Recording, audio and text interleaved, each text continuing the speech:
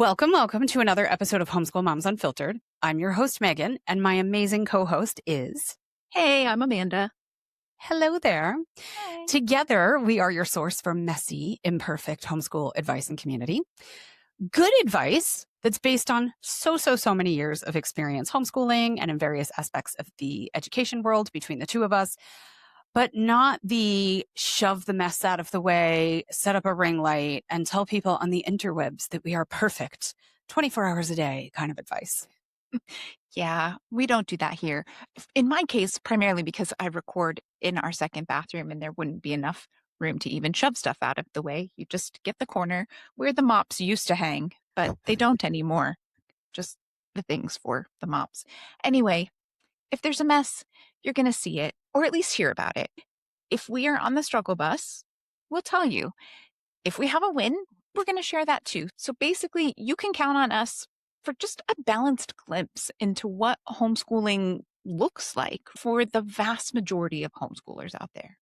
The last thing that we want is for someone to listen to this podcast and walk away feeling like they just can't measure up to our fake social media personas. I love the social media personalities out there that are keeping it real. Jen Hamilton, anyone? Right? And that is definitely what we're going for over here. I barely have the energy to live the life that I've got. I sure as hell don't have the energy to create some fake ass life for you to envy, okay? Yeah, exactly. Well, and I mean, it's like that old saying too, if it seems too good to be true, it probably is. Yeah. So they're not living that way, but it's hard to remind yourself of that when you're being bombarded with it 24 hours a day. So, Yep. Yeah. Very true. All right. So beyond realness and messes, what can you expect here with us? Well, first of all, inclusion. We are two moms. That's how the cards were dealt, right? That's how the dice were rolled. I don't know. We are definitely unfiltered, hence the name and the explicit rating, depending on where you're listening. But you don't have to be a mom to hang here. However you identify to the world, we adore you and we're happy you're here and welcome. I always find it a little weird when we get Facebook about how having moms in our title is exclusionary. It always makes me wonder if Stark Raving Dad ever gets that, where people are like, well, I'm not a dad, so clearly you aren't welcoming to me. Or is it one of those things where like the patriarchy is still freaking winning? Because it's that thing, like we all know that anyone can walk into Five Guys and eat. But if something even hints at like moms, it's considered, oh, it's not for anyone who identifies as anything except moms. Like, I don't know. I don't know if that, well, yeah, I'm not going to go off on patriarchy this early in the show. We'll never get back to the actual show. So yeah, anyway, at the end of the day, we want our community members to be their authentic selves. Know that you are valued in this space, however you come in here, no matter how you identify or describe yourself or your family, you are welcome. The other thing that you can expect here is secular and progressive values. So what do we mean by that? Well, we are truly sick and tired of ICE. And I mean full stop by that, but especially the whole just shooting people thing. We are here for the fact that Pride Month is followed by Disability Pride Month, which happens to be July of every year. If you don't already know that, definitely worth learning about. Go do a quick search. We absolutely believe in public education supported by our tax dollars. Even as homeschoolers, everyone should be able to get a quality education. And we do actually believe in, I don't know, things like international law and the International Criminal Court, even if the United States State Department doesn't and is going to show them that we're sovereign. Okay, I can't. This past week, I was talking to my mom. I said, I really feel like it's snowballing, which we were told ahead of the midterms that was the game plan. That's the strategy.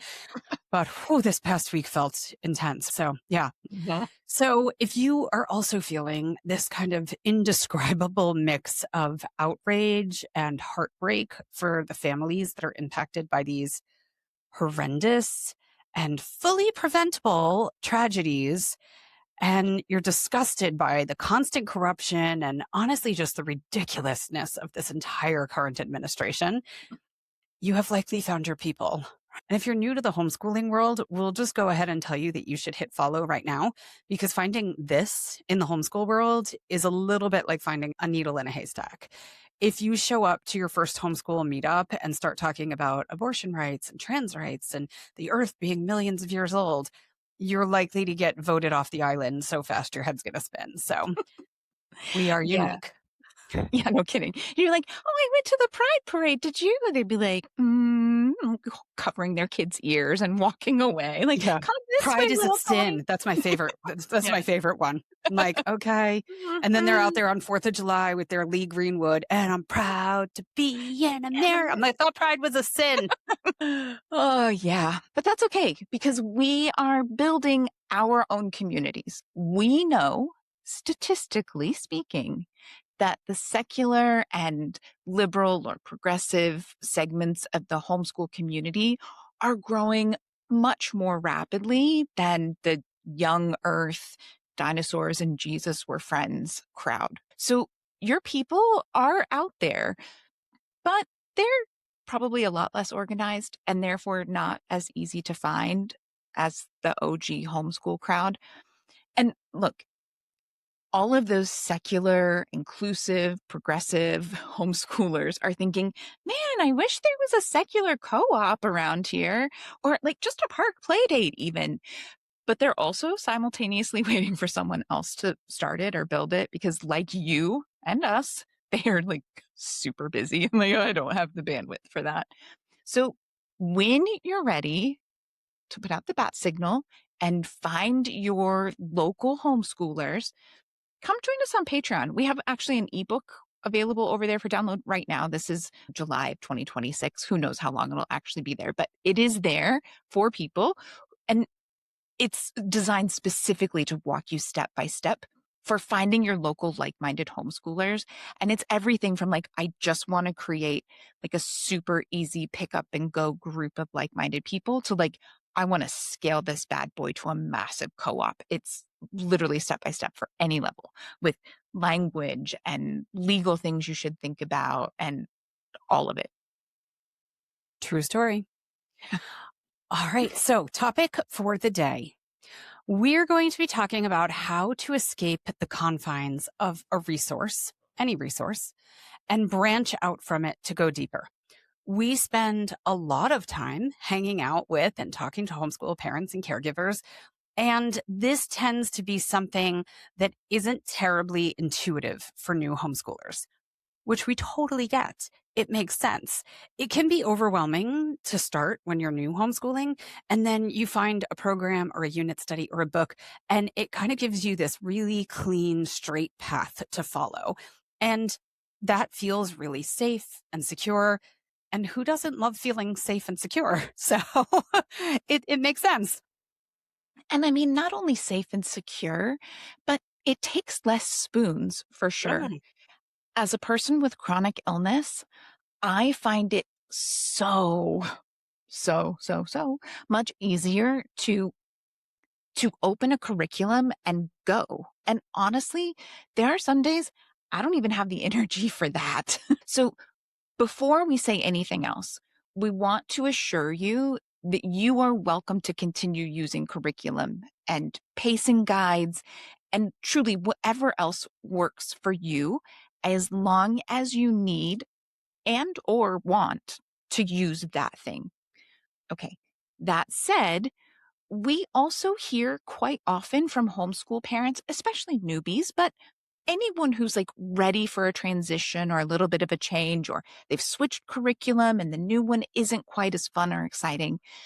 They say that kids feel like school isn't super fun, or they'd like to make learning more hands-on.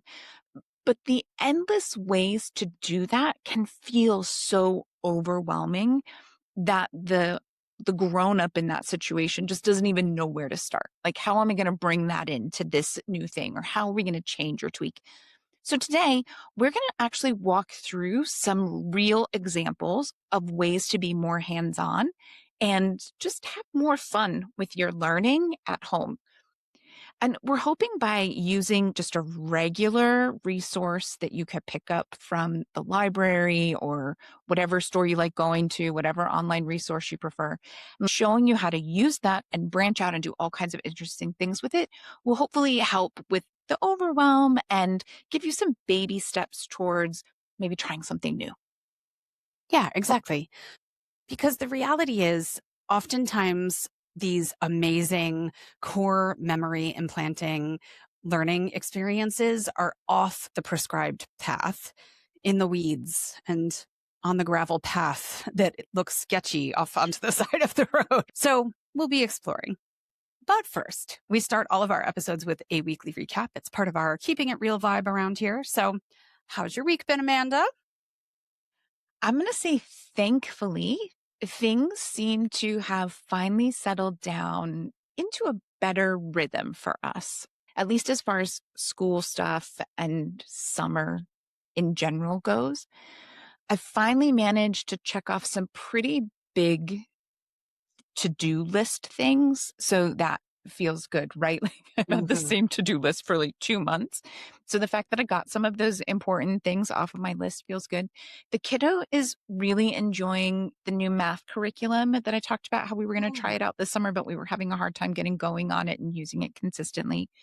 So he's enjoying that. He's been doing it. And that's really good data as we start trying to really nail down our plan for the 2026-27 school year.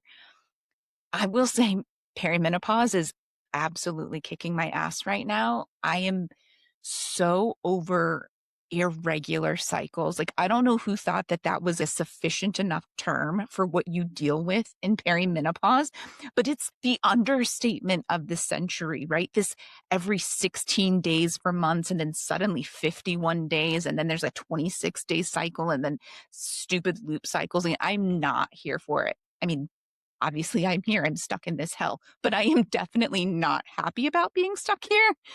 I will say you don't need to flood our social medias with supplements and suggestions. I am scheduled to see a specialist who can work with my team of other specialists. But like all specialist appointments, the first available appointment was like 8 months out. So ask me how it went in late October. So yeah, fun If you're not times. hooked up for like an iron transfusion by then or something, right? Yeah. Yeah. Or, I need bail money because I just really lost it. That's, that happens. So I'm going to anyway. guess the person who came up with irregular periods also came up with morning sickness because Yeah. from Right. somebody who threw up round the clock. Yeah. Yeah. Yeah. Morning was unpleasant, but it wasn't nearly as bad as the whole fucking rest of the day. Yeah. So yeah, there's that. So anyway, what's up in your world, Megan? Oh, goodness. Well, by the time you're listening to this, my baby, who's way bigger than me at this point, but he'll still be my baby forever, will be off at summer camp for 2 weeks. And, typically I'm very free range in parenting and I'm very much like throw caution to the wind, try it. It'll be great. Like, even if you're nervous about it, once you get there and you make a few friends, it'll be great and give it a Mhm. whirl. And what's the worst that could happen? I'm very much like, go try this thing, kind of giving them a little push if I feel like it's something that's doable for them. And this I know, of course, is. But this is also my kiddo who has the highest support needs of my kids. And so there are just general concerns whenever he's away from home about just kind of the general building blocks of health and wellness, things like eating and sleeping, which are really important things.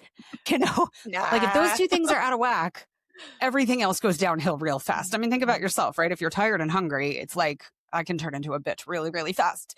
So yeah. So, hopefully those things work out. I mean, we've got things in place. I ordered a fan that's just like the fan that's in his room at home, and I had it sent to the head office for camp, and they're going to make sure that it's in his room. And so we're working on things and have some plans in place. And the camp has been really, really good about all of his accommodations that he needs and everything. So hopefully things are going amazing by the time you listen to this, we shall see.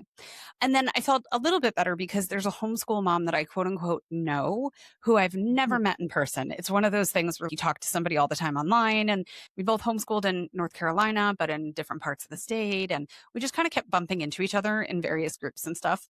And they're now living in England. And I messaged her and was like, how far are you from where Liam's going to camp. She goes, I'm 10 minutes away. And she's going to the US to visit some family, but coming back the night before he gets there. So it was just meant to be. And I said, can you agree to be his emergency mom if something happens? I mean, I will get on the first plane if I need to, but until I get there. And she was like, absolutely 24 hours a day, whatever you need. And so that's one of my favorite things about the homeschool community. But I think just in general, too, you hear so many things about female friend groups being nasty. And I think if you surround yourself with the good, like, she's like, yeah, I got you. No problem. We've never met. And I'm like, I would get on a plane for her if I needed to in a heartbeat. She has a kiddo who's a medically complex kiddo, and she's living in England without family. I'm like, you need something? I can be there in 2.5 hours. I can be there so much faster than your family. If you find the right people, it's not a problem. So yeah, but if we're talking messy and imperfect, I have shown up today to podcast in my house dress. I had plans of putting real clothes on, and today was so complicated that last night I literally sent a schedule to the group text with the kids of, okay, I'm going to the gym with one kid at 12:30, and then I'm having lunch with this kid at this time, and then this needs to happen, and you need to go here and pick this thing up, and you have tutoring at this time, and you have chess club at this time, and all of that because it's my oldest son's half birthday. And we were just trying to find a time when all four of us were going to be in the apartment at the same time to sing happy half birthday and cut a sliced cake. So we started podcasting a half an hour later than we typically do on our schedule, so that I could squeeze that half an hour in to make that happen. And I came rushing in and I was like, oh, I'll change my clothes. And that didn't happen. So house dress it is. And also, if we're talking messy, I ordered a 4-pack of toilet paper from Uber Eats at 12:30 in the morning last night. Right? Because One of those days. right? Yeah. I literally, thankfully it was me who went to pee, pulled like not quite enough toilet paper, but enough to get by. And I went to go grab another one to supplement. I was like, oh no, it was 12:30. I'm like, well, so Uber Eats to the rescue. Morning's going to be bad without a solution right now. Yeah, that's it. So I ordered from a gas station that was open 24 hours a day, and they brought it. And I was like, thank you, thank you. So yeah, so just busy, just lots going on, but fine, A-okay, it all works. So it's good. All right. Phew. So let's talk today about getting off the paved road and onto the gravel, one-lane, narrow pathways that oftentimes lead to some really awesome places. Now, please don't mistake us when we say, especially coming from me, quote unquote, getting off the paved road as code for you have to get rid of all of your curriculum. It's completely worthless and you're doing something wrong. That's definitely not the message here. That is so not what's happening. Can you homeschool without curriculum? Absolutely, you can. I can count on one hand the amount of formal, traditional school type books that I've bought in my decade plus, I'm over, but of homeschooling. I'm going to have to guess you're getting closer to 2 hands with the kiddo you've got right now. Yeah. I'll get there. Yeah. Yeah, for sure. His high school season, because he likes that style. Now, the funny thing was I did do like a check-in with him and I go, how's it working? Are you using the textbook? He goes, haven't touched it. She turns them all into slides. And I was like, okay, I paid €42 to ship that to Europe for you. But okay, I kept that thought as an inside thought, but I was like, great. So he hasn't touched it, but I already have the pre-calculus book for the fall and the physics book. So if they're there if he needs them. That is it. That's so hard. We use the same curriculum that you're talking about. And the same thing, we have the textbook. I think in theory, it could be great and really useful, but getting the kid to actually open it, almost impossible. Because he's like, it's all done. Like, I don't need it. The online lecture is enough. I'm like, okay, Great. that's great. We got the textbook. We got the parent version. We got the answer key. Because I like printed. Printed works better for me, but Yep. Well, hopefully you can sell them used one day. They'll be like, that's it. When you list them, you can go like new, right? Yep. Great condition. Yeah. So yeah, I mean, I do not buy much at all in the way of traditional school type books, but it is 100% possible to use whatever you're currently using. You don't have to change anything if it's working for you, and have that be your straight and narrow path, your clean paved road, and then just take detours here and there. And then eventually return back to your paved road. So we're not telling you have to blow up everything and rebuild your entire homeschool life to do this process. This is absolutely true. We, Amanda, we are a curriculum household.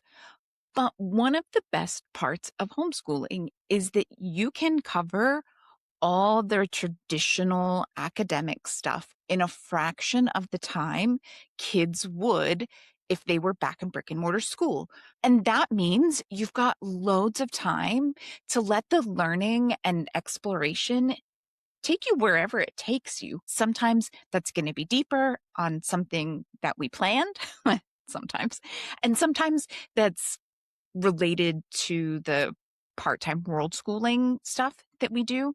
Sometimes it's just because we needed a break or heard about some fun opportunity locally. And we're like, hey, let's go check that out. We have time to do that. But we can embrace all of those things while also zooming along in our curriculum. For us in our house, it just makes a super well-rounded education. Mm-hmm. Yeah. Whereas in our household, we hang out on the gravel pathways more often than not. And then every once in a while, we dabble in the curriculum world from time to time and at a kiddo's request for something specific. So sometimes more, sometimes less. It just kind of depends on the kid. As we were kind of insinuating before, I do have one kid who kind of likes the paved road. He's happy on the gravel, but he also likes the paved road. He bounces back and forth. But for his core subjects, he likes his paved road. And that's fine. So it's funny because I actually have a super specific memory in mind when I think of the gravel off the beaten path analogy that so perfectly describes how we live and learn. So this is going way back. This was in the summer of 2018. We were on one of our, what we would call our epic summer road trips. And we visited so many national parks and we were just unplugged and loving life. We were camping. We were showering at truck stops and in really sketchy bathrooms. We were eating so many grilled cheese sandwiches because there's only so much you can cook when you're camping. And it was probably the greatest summer I've ever had with my kids. So it was awesome.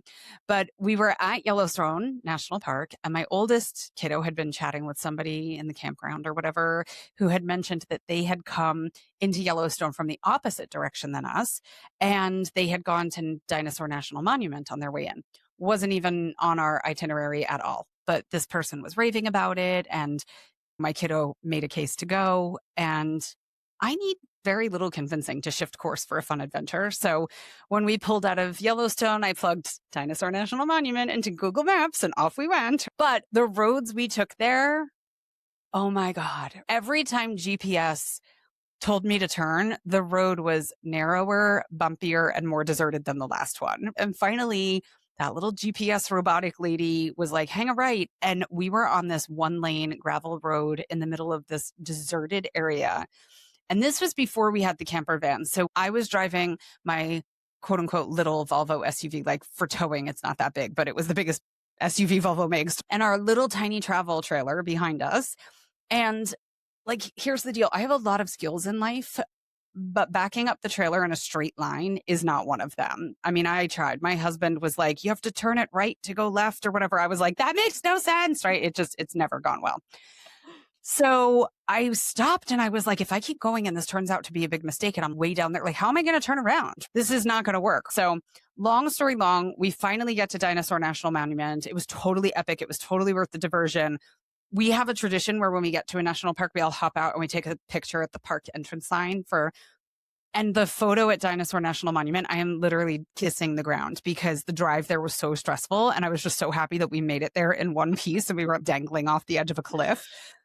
So that's a bit of an extreme example, even for us, but we really do love to get off the beaten path. And then quite possibly the funniest part of that whole story, though, is that when we left, I plug in our next stop. We were going to continue going south into the GPS and she routes me to wherever. And there was a fucking highway like right there. And I was like, why did you bring me on this convoluted way in? Because clearly that highway doesn't end at Dinosaur National Monument. It keeps going past it. So it was on the other side also. That was an option. What the hell? So I think she has like a masochistic side to her or something. And I was like, okay, but we had a great day. I love that. That was an option as well. Okay, so today we are going to take a couple of super basic and probably specifically one for time reasons, but entry level books that would be your more traditional resource. It's a decent novel and show you some very specific, easy to replicate ways that you can do more, have more fun, add in some hands on stuff, or just go deeper. Follow those random little trails that you're like, maybe that's an interesting thing to look at. Whatever lights your kiddo up and makes learning something that they want more of. So, the idea for this episode actually came to us while we were working on our July unit study. It's part of our whole American history series we've been creating, and this specific one focuses on US presidents. In the unit study, we included links to some of the Who Was books. And generally speaking, these are books that we have both used with our kiddos when they were younger, and we generally liked them. Now, look, we have seen some people who really don't like Who Was books, oftentimes because they feel like they oversimplify complicated or complex issues, which is true, and they aren't decolonized enough. And I mean, again, yes, we can see that in some cases, but first, we're going to show you how to go deeper today. So that solves that problem of oversimplifying things and also being decolonized. Mhm. And second, they're really intended for young kids. We're talking 7 to 10, maybe up to a 12-year-old, but the Lexile levels are often in the 600 to 700 range, which is considered proficient reading for a third or fourth grader. Now, look, that said, if you've got an older kiddo who just isn't interested in reading and these catch their attention, that is totally fine. My niece was Mhm. not a reader. She loved these books in middle school. Were they below her Lexile level? Sure, of course. But she was reading, and that's a good thing. Full stop. These books, like most resources, introduce topics in an age and developmentally appropriate way for young kiddos, with the belief that you're going to circle back to those topics as they age and mature, and they're ready for you to layer on deeper concepts and think more critically and really dig in. Mhm. Yeah, so true. They're definitely not limited to young kids. No book is. I mean, if you want to sit and read The Velveteen Rabbit as an adult, go ahead, have the best time ever. Grab some tissues. But yeah, I built multiple really strong middle school courses off Who Was books and could very easily build a high school elective off a Who Was book as well. And if you're listening and thinking, I've seen those books and there's absolutely no way this lady is about to propose some weak ass content that will in no way, shape, or form prepare my kid for life, the real world, whatever comes next, etc. Stick around. I promise you I can do it. A fun challenge for me. And if I didn't know you and your love for building out themed units, I would absolutely be skeptical too. But I have worked on far too many projects with you at this point where you take a simple project or a project that we have already outlined together and the scope is clearly defined.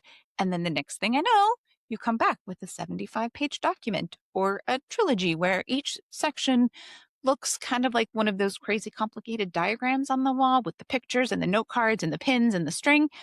So, yeah, I have no doubt we are going to end up in some very interesting places today. But I do think this will be good because a few weeks back in our play based early childhood education episode, we talked about building out themes. And then in our fairly recent interest led learning episode, we again talked about building out themes. So this will give people who are like, okay, I'm picking up what you're putting down, but like, how? How do I actually do this thing? Like, this is going to give some just practical, like step by step directions on how to do the thing. Yeah, and this doesn't just apply to Who Was books. This is a transferable skill because you can take this concept and this spider web style of thinking where you kind of branch out in different directions and apply it to a documentary, a family vacation, etc. So the plan for today is we're going to take one Who Was book and see how to expand it into a big learning adventure. And then later in the episode, we'll explore how to do something similar for older learners. All right, I'm here. I'm along for the ride. Let's see where you take us. We're going to stick with this whole car road metaphor thing you're trying to make work. Buckle up. Ha! Okay. Yeah. Okay, so the single topic book I chose for this example is What Was the Great Depression? That is not a who was book. That is a what was book.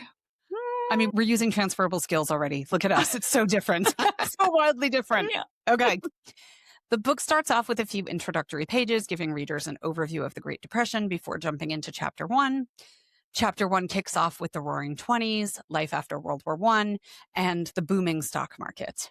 Now, if you're not familiar with these books, they have these little call out boxes, is how I refer to them. I don't think that's a proper name. They're these little asides that introduce related topics to whatever's in that section. And basically, that's what we're talking about doing today. But we are just going to go a lot further than the call out boxes in the Who Was books are going to go. So there's a call out box in chapter 1 about prohibition, and then there's another one about Wall Street and the New York Stock Exchange. And if you're feeling unsteady or you're barely hanging on when it comes to time and spoons, these are a great place to start. Maybe just go deeper into those two things, into those two call out boxes. You don't have to go beyond that at this point. That's kind of a baby step entry point into a mildly gravelly road off to the side, right? Like just a little bit. So I'll tackle the prohibition box for an example. The first part of the first sentence says, in 1920, the US government made it illegal to sell alcoholic drinks.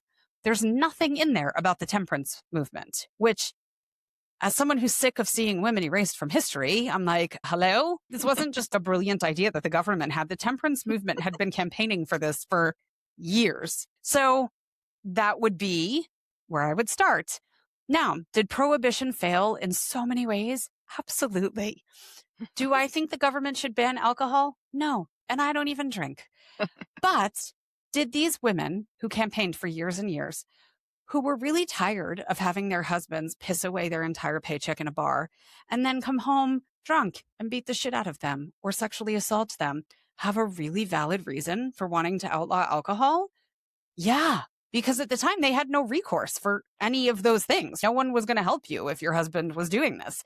So depending on the age and maturity of your kiddo, you can explore that. Now, if you're loving rabbit hole exploration and you want to branch out beyond the prepared call out boxes that are in the book, I would go to the Roaring Twenties because that was in there. Amanda brought up that sometimes these books are not as decolonized as we would like. I'd be going to the Harlem Renaissance first and foremost. It's a great way to take a book that is super surface level and make it much more diverse. That would lead me to listening to jazz musicians who were all the rage at that time.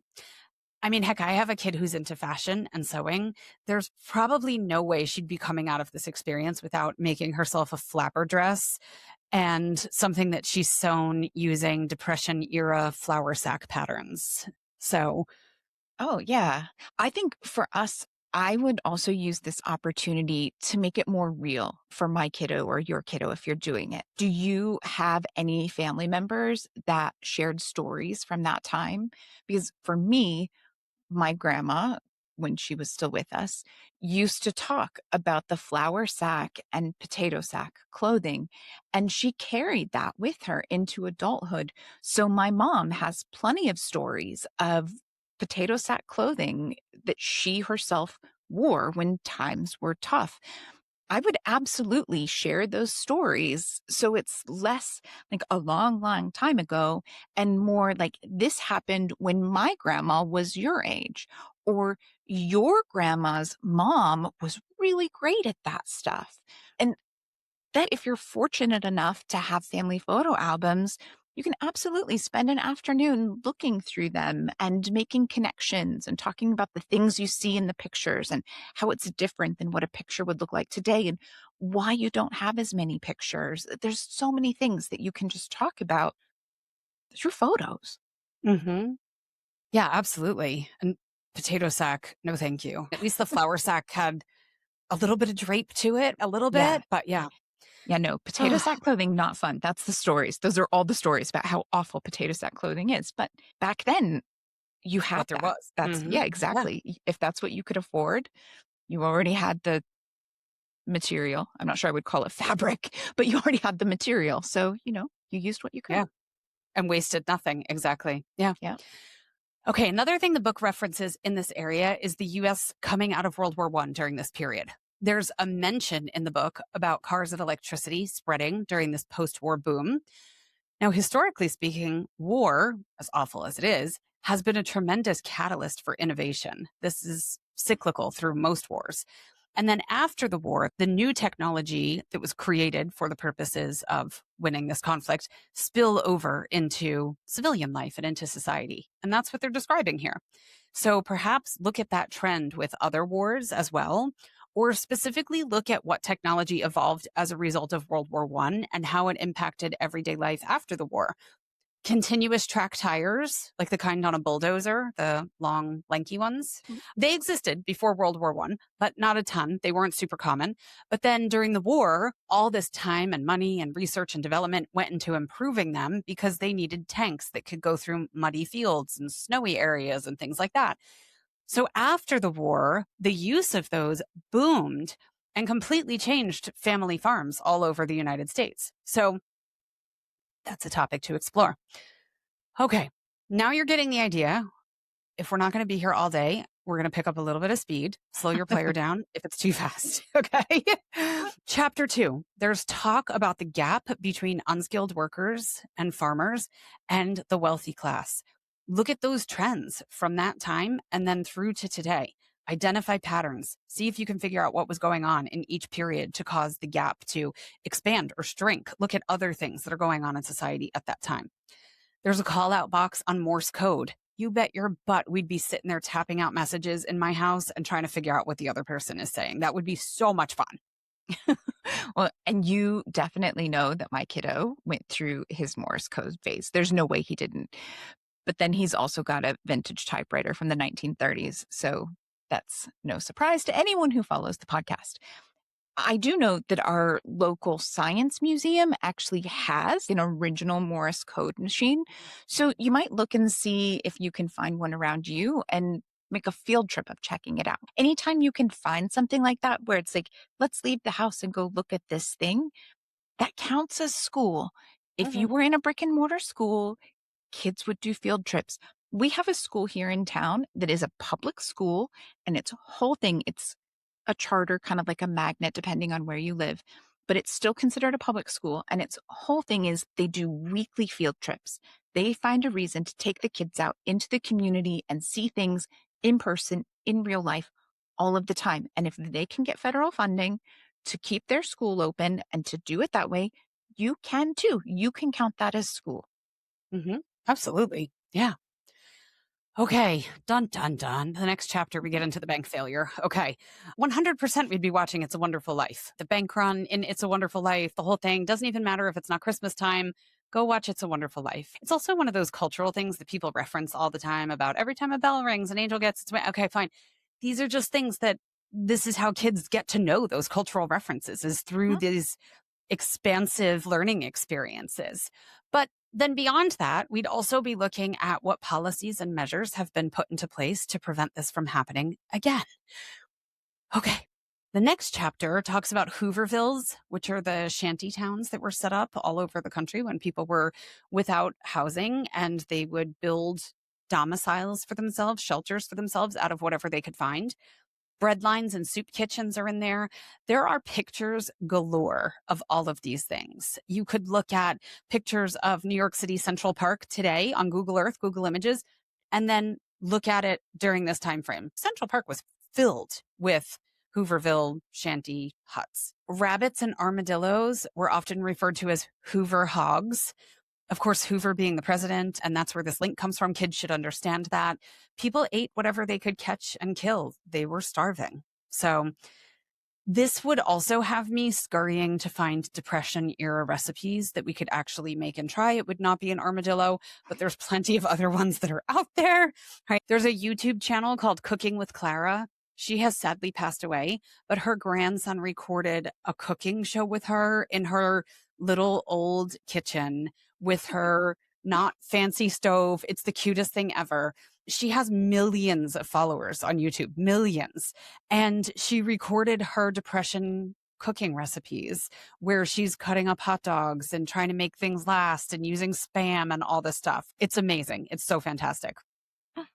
They talk about hobos, which is how the book refers to them because that was the term that was used at the time. These are people that were traveling the country looking for work. It mentions that many of them were picking crops and moving with the crops seasonally.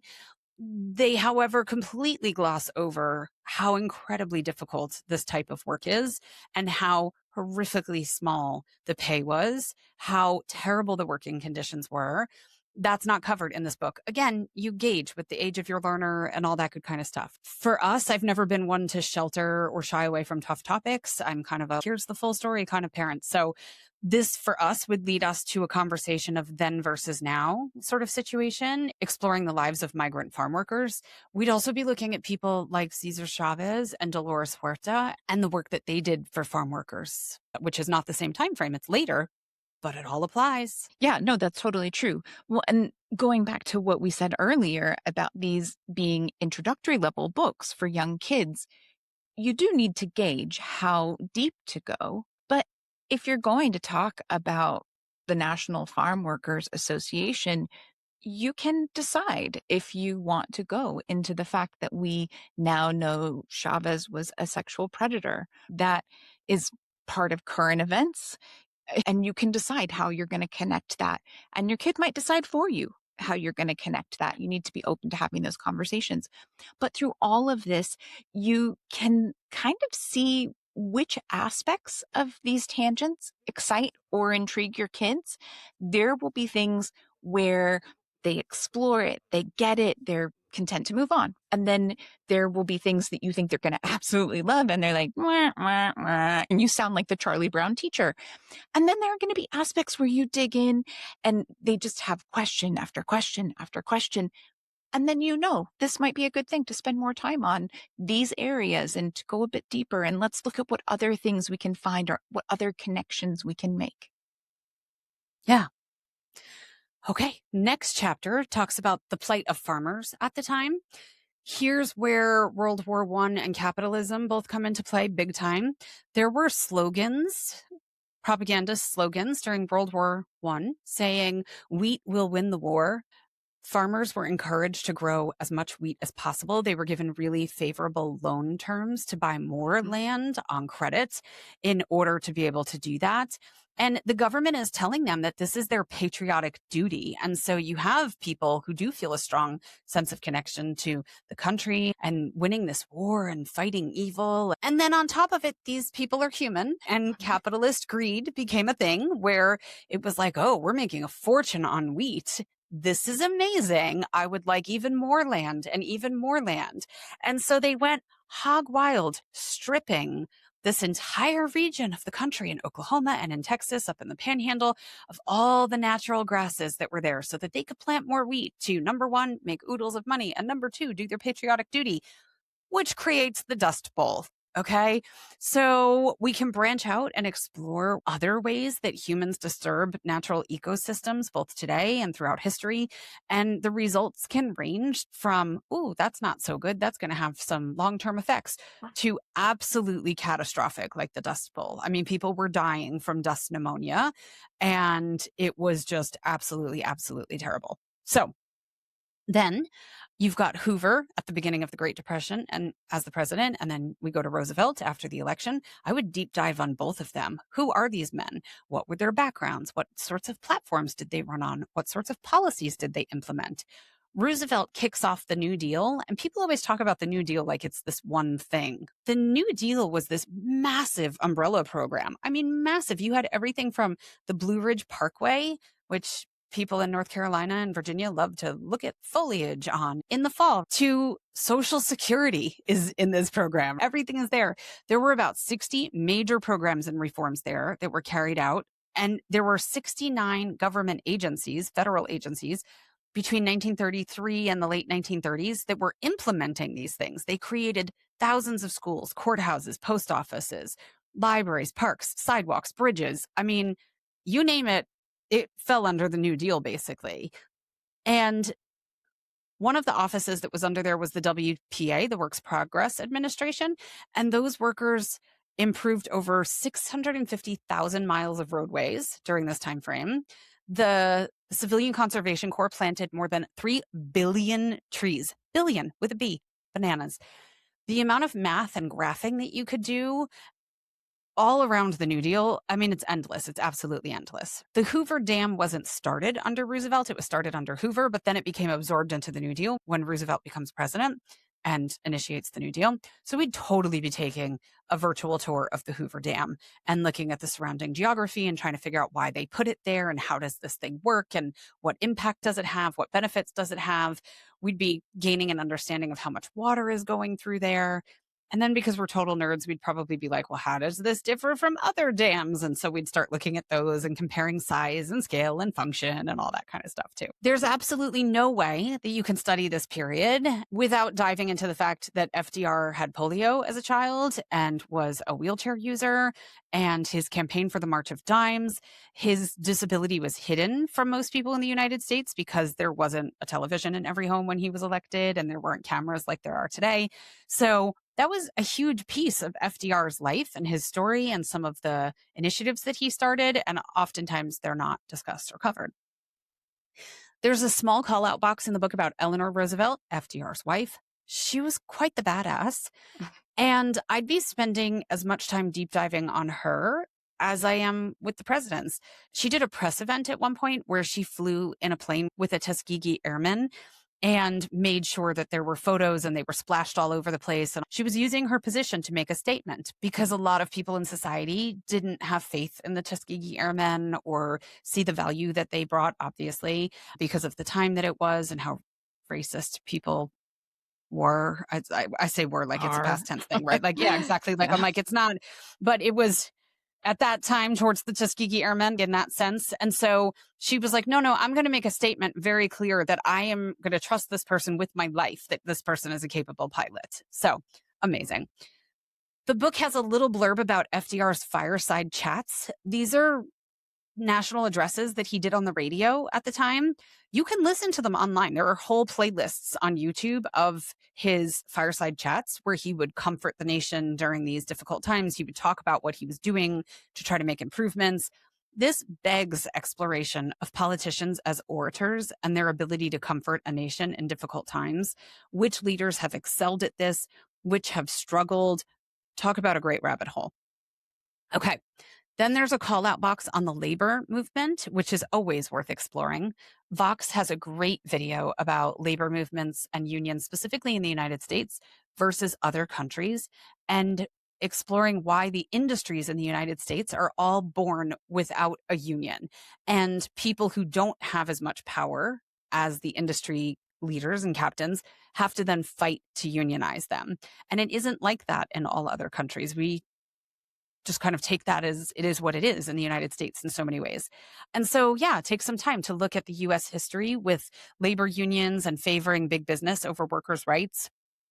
Examine large demonstrations throughout history that moved the needle, things like the Triangle Shirtwaist Factory, fire. Then the book ends with what ironically brings us out of the Great Depression, World War II. So it goes into the bombing of Pearl Harbor and then the fact that the war machine kicks off after that, turns the economy around. To put it very, very simply for time, because again, we'll be here all day.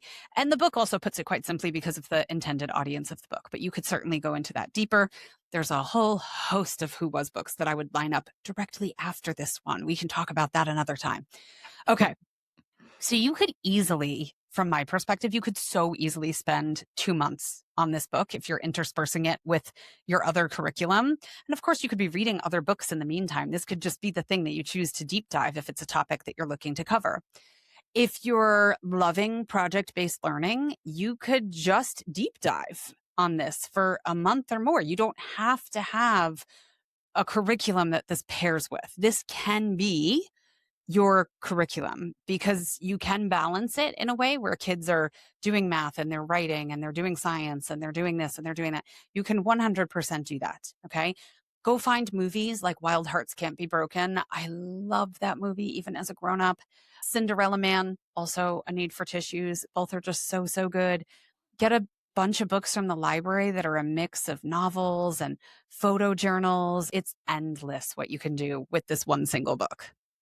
Well, yeah, and I have to say, I truly think that if you were tying in with all of those different time periods and looking at the ways that that connects and how it's different and the same and all of this, this could easily be like a whole year history study. You mentioned 2 Mhm. months, but if you were really doing that and looking at each of like easily an entire year history study, and that's okay, especially in Yeah. elementary school. Kids do not have to have the full foundation just so they can forget it and do it again in middle school. It's okay to cover something that they're really interested in because the goal of history in elementary school is to keep them interested, to get them interested and keep them interested. So when they're old enough to really remember all of the things, they actually care. Mhm. Okay, so we have plenty more to talk about, but I think people might be listening and being like, box videos? Wild hearts can't be broken? Like, what? I've never even heard of that. How the heck are you finding all of this stuff? And like, how many hours upon hours does it take you to find all of this stuff? I know for me, when I am looking to explore a particular topic or provide my kiddo with more resources on something he's into, I'm going to start with a basic web search and then I'm going to focus on pages or articles from more trustworthy sites, maybe something like the Smithsonian and .edu websites. These days, I'm going to tread lightly with any .gov websites, but depending on the administration and all sorts of things, there can be some really great resources there too. You just have to be mindful. And then I'm probably going to search almost the exact same keywords that I used before and add something like decolonized in there too. Or I might do the same search and say non whitewashed or own voices, just to make sure that I'm providing a nice balance and a mix of things that look at whatever we're talking about from more than just the victor's perspective. How about you? How are you going to do this? It's a good question. I do have to say, for as much as we all talk about how evil big tech is, and they are, their freaking algorithms can be really, really, really helpful. You can bait the algorithm and let it do a bunch of work for you. So if I search something like Great Depression unit lesson plans for kids and then slowly back away from the computer, guess what's going to show up in my social media feeds or at the top of Google over the next couple of days? It's going to send me stuff. And you can do that with other terms. Swap out Great Depression for FDR, Hoover, Dust Bowl, Harlem Renaissance, and then let it serve you content. You can do the same thing with Amazon. And listen, we can boycott actually buying this stuff from Amazon all we want, but use their algorithm. It's free and it's very, very powerful. So if you enter some search criteria and then go down to like people who bought this also bought this thing, or pair this thing with these suggestions, it's basing that off of millions upon millions of searches and orders over time. So every once in a while, you will get a real oddball thrown in there. But for the most part, it's something that you can kind of pick at and go, okay, let me see what's here and let me dig into that a little bit. And once it suggests those things, you can go get them from an independent bookstore or from the library. You don't have to order them from Amazon, but you can head to the website to at least use it for that. So yeah.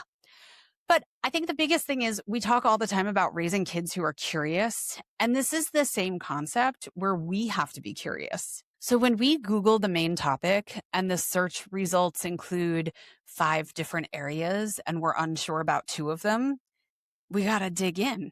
And when we dig into those 5 areas, more related topics will show up and more related topics will show up. You kind of have to act like a toddler when you're doing this, where they go, but why? But why? But why? If I'm looking at the Dust Bowl and I know nothing about the Dust Bowl, I'll be like, but why did this happen now? I mean, they've been growing wheat for decades upon decades upon decades. What happened? What changed? Why? So be that annoying toddler in your own head. And it can go on forever. But if we're keeping our road trip GPS metaphor going, it is a matter of us switching the default setting that's in the GPS. So usually your GPS defaults to highways and most direct routes possible. And then there's another setting that my 18-year-old always used because he didn't like driving on highways. And he would turn on avoid highways. And it exists. And it is definitely taking the scenic route there. Because sometimes I would say to him, how far is this? And he'd be like, it's 6 hours away. I'm like, what are you talking about? And then I'd be like, oh, your GPS is set to take country roads everywhere. We're not going on a massive road trip on country roads. I'll drive. So that's what your brain has to do, is your brain has to shut off the highway route and be willing to just dive into those tangential topics and let curiosity take over when it's peaked. In the beginning, it will probably take some time because I think this is a very foreign concept.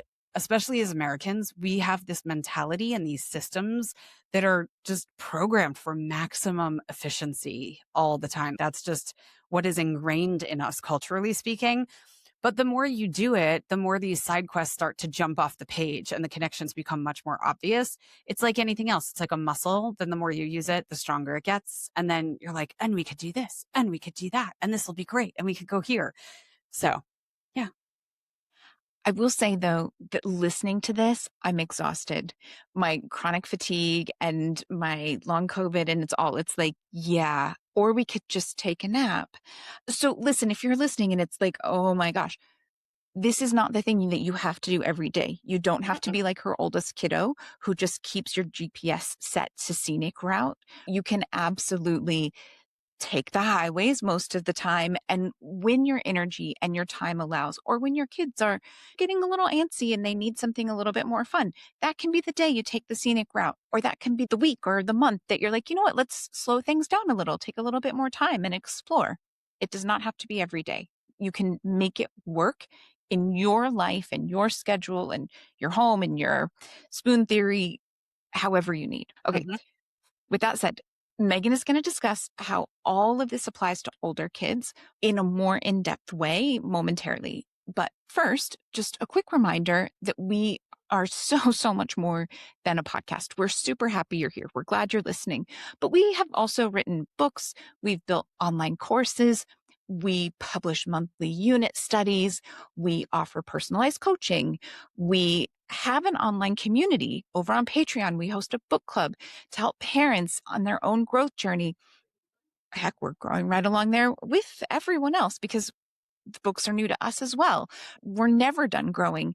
You can check out the show notes wherever you're listening, or if you're like me and you never look at the show notes, you can head over to our website, which is just homeschoolmomsunfiltered.com for more information. It's all there. We have solid research-backed guidance for you in a huge variety of different resources. However you learn best, we probably have something there.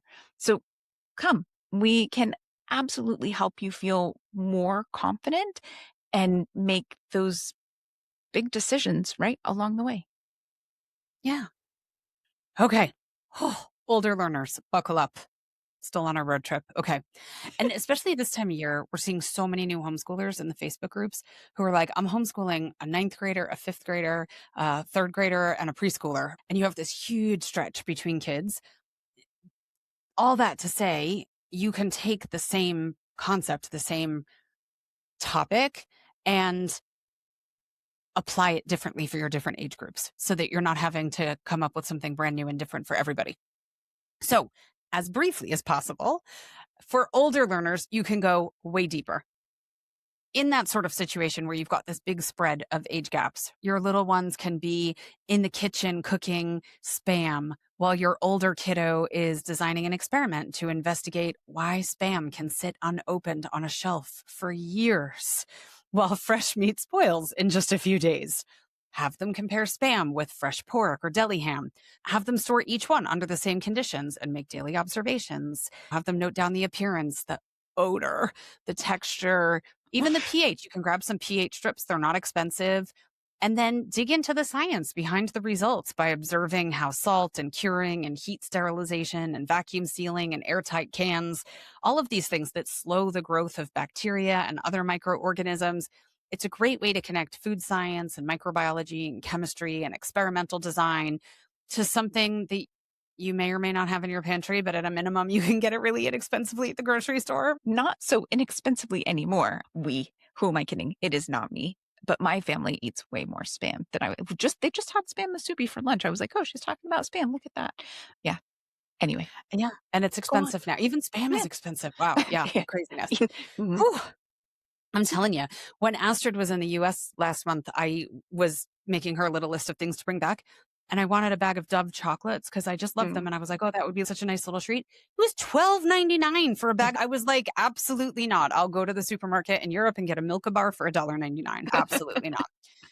Okay, so then let's say your kiddo does all of this experimentation. They can write a paper about it, or they can present their findings one evening in a slideshow during family movie night. Older kiddos can go way, way deeper into the New Deal programs than younger kiddos can. They can look at the budgeting and the funding and all of that stuff. I'd especially go deep into the Social Security and unemployment insurance aspects of the New Deal, since a solid 50% at least of the United States thinks that these are government handouts. They don't understand how they're funded and how they work. So give your kid the ability to go out into the world knowing why they were created, how they're funded, who is eligible for these things. Maybe they can turn the tide of stupidity that we've currently got going on because they are not a government handout. All right. The Great Depression. Obviously, the stock market is tied in really heavily into the Great Depression. I would totally set your middle schooler and your high schooler up with accounts on either the Stock Market Game, which is a website, or Investopedia's trading simulator. The stock market game is great because it has lessons built into it on how trading works. So they're taking these online courses and then putting into practice what they've learned by trading paper money. So there's no risk. You're not putting actual money into it. Usually they get a $100,000 paper money budget and they can buy and sell stocks and practice the things that they're learning in class. I will say, depending on where you live, it might not be as easy to access the stock market game, but there are loads of options available online. So you can use that as the first one you kind of explore. And if for whatever reason you can't easily set up an account, there are lots of other ones to try. But yeah, super fun. Yeah. And there's so much to be learned from stock trading, even pretend stock trading. Most successful investors will tell you that discipline is really so much more important in so many ways to successful stock trading. So, talk about a transferable skill. I would like disciplined children. That would be great. Investors typically have rules like never invest based solely on social media hype, which is definitely a skill that we want our kids to have across other areas of their life, as we would like them to not get sucked into social media stuff. Never put all your money into one company. Solid rule. Don't panic because of a single bad day and make a rash decision.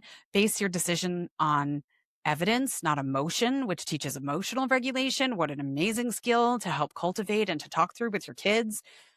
Reviewing your established core rules that you've set out for yourself before you start buying and selling. You also can't successfully trade without following current events, interest rates, inflation, supply and demand.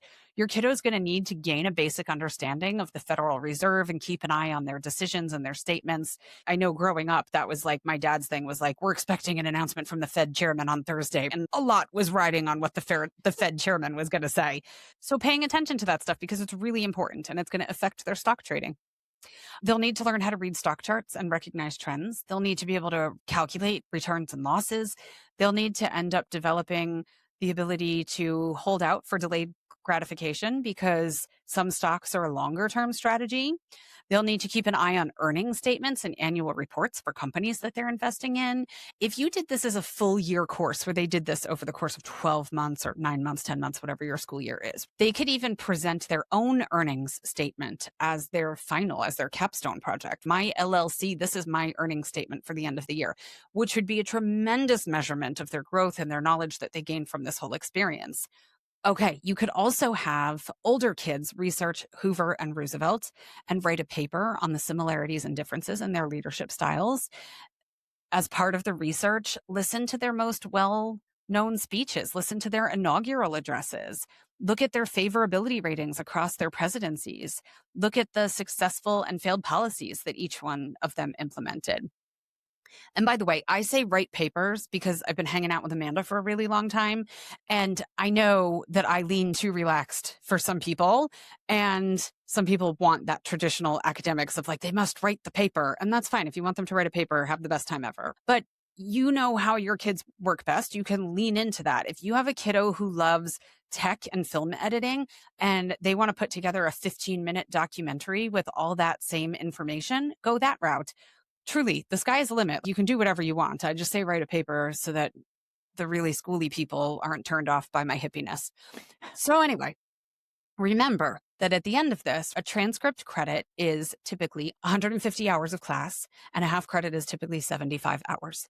If your kiddo spends an entire year on that investment project, there is no way they don't achieve at least a half a credit. And that would be like seriously half-assing this project. Even if they just muddled through it and kind of sort of learned the stuff and they were like, okay, I've had the experience, odds are good they were still going to hit 75 hours through that project.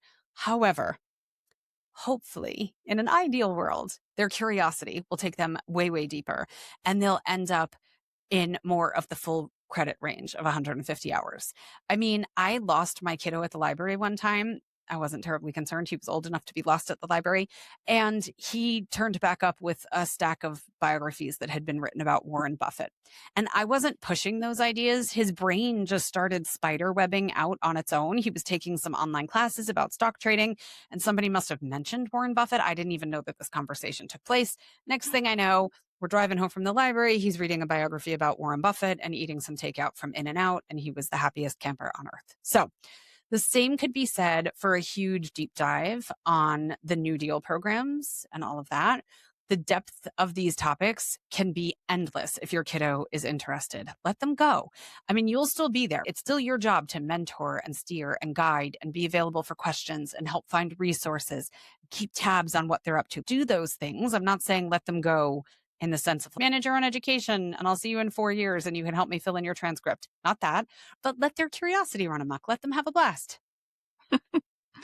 Yeah, no, that's it. If they're enjoying it, they're going to want to learn more and they're going to remember what they learned. And before we move on, I have to say, I think In-N-Out now, we found it that they're major MAGA assholes. Did we learn this about In-N-Out Burger? I think. Yeah, This was before I knew unfortunately. that. So this was years ago. So did not know Yeah. that at the time. But yeah, I don't know. anywho. All right. So I will say you did it. You proved me right about being able to take something small and grow it quite literally exponentially. I'm still not positive that I would use a book written for an 8-year-old as my spine, but at least people will know I wasn't kidding about your ability to scale up and scale up big.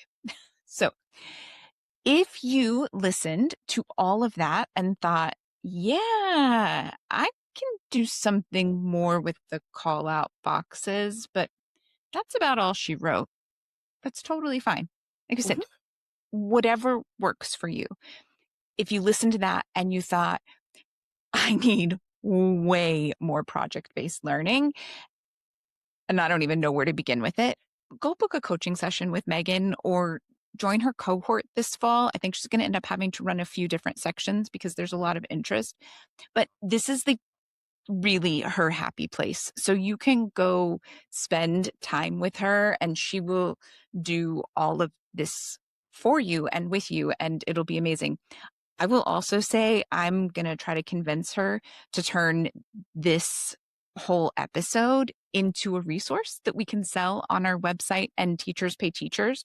So if you were contemplating going back and trying to take notes on all of that, just keep an eye out for the actual resource because it'll come with links and everybody knows clickable links make life way easier. Like, And wild hearts can't be broken. Okay, got it. Yeah. yeah, you just have like 4 pages and half of it's just like it was going too fast. I'm not entirely sure. And hey, next week we're going to be talking phonics instruction. So it'll be Megan's turn to sit back and hang out and listen while I go ham about something that I'm super passionate about. That said, for now, we will end with our mantra. So today's mantra is you don't have to choose between structure and curiosity. The strongest education often grows from both. Hmm. Yeah. I like it. Yeah. Yep. Well, thanks for hanging with us today. And yeah, Yeah. come. I will talk to you about project-based learning all day long. It would be the time of my life. We're going to have a blast. So come hang out. Please come pay me to talk about project-based learning. It's like the example of, like pick a job you love and it'll never be a day of work. Like, Yeah, I'll build you any unit you want. It'll be a blast. Yeah. Oh my goodness. And in the meantime, friends, you're doing amazing. Happy homeschooling. Yeah, have a great one.